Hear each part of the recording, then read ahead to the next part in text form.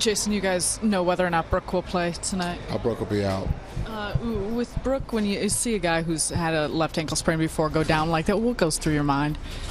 That he can recover quickly, and that hopefully it's not serious. But with him spraining last night, with a game tonight, we got to be, cautious and make sure that he can heal and be ready to go sometime next week. Is that the hope that he'll be back sometime next week? Yes, we'll see. He felt a lot better today, but again, we got to, go with the sense of have someone else step up for him and see how he feels tomorrow. Jason, who will be your starting lineup then tonight? We'll go probably. We'll go with someone. No, we're going to go probably with Reggie at the starting center.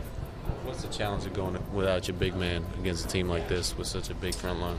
Well, we've been in these challenges early in this season about being shorthanded or being without a guy. So this is another great opportunity for someone else to step up, and we feel that Reggie can do that for us tonight. Last time you guys went up against Detroit, inside battle, without Lopez in the lineup as well, that was a tough sight for you guys. So who's got to step up, and how do you get that job done tonight? Well, they're a big team, and they live on the glass, so we have to rebound the ball. On the defensive end, limited to one shot. And again, it's not just one guy. It's going to be a team of rebounding. Everybody has to pitch in, from the smalls and the bigs. That we have to work together to get that rebound.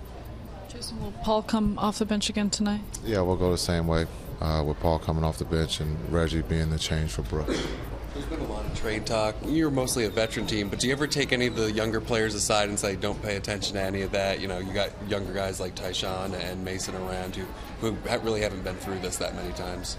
I haven't talked to those guys, unfortunately. I don't read that stuff, and hopefully they don't either. It's about, playing the game and preparing and being professional, and those young guys and the older guys in that locker room are doing that.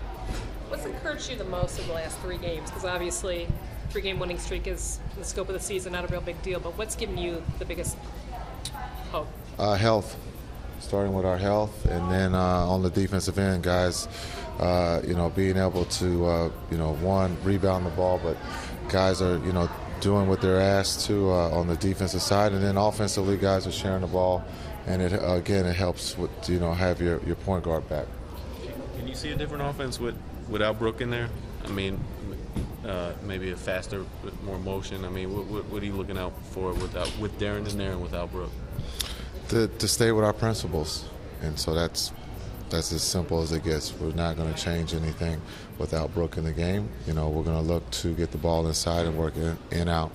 Jason, are you sitting there watching the defense now and saying, all right, they're getting it? Can you see your guys starting to grasp what you want them to defensively? Yeah, they've executed the game plan, that we've had since the Milwaukee game. Guys have really been focused in. They're executing. We're not going to pitch any shutouts, but we want to make it tough, and the guys on the floor have been doing that. Coach Peter, I imagine the first 6 or 7 weeks of your coaching career hasn't gone exactly like maybe how you envisioned it, but is there anything about it that you've either learned or anything that that maybe you do differently, anything like that over the last 6 or 7 weeks, first part of your coaching career? It's gone well. It's not always going to go where you're going to go undefeated. You learn from your wins and losses, and so for me, that's what I've been doing the first couple of weeks or the first 6 or 7 weeks of the season is learning about my team, but also we're growing and we're getting better each time we take the floor. Anything surprising so far? Basketball always has surprises. It's about a game of runs, and so hopefully we can continue this run that we're on. When you guys were in the losses, you talked about the confidence eroding a little. Have you seen an uptick in that now that they're starting to get some success, starting to experience some success? Winning helps. It's the best deodorant.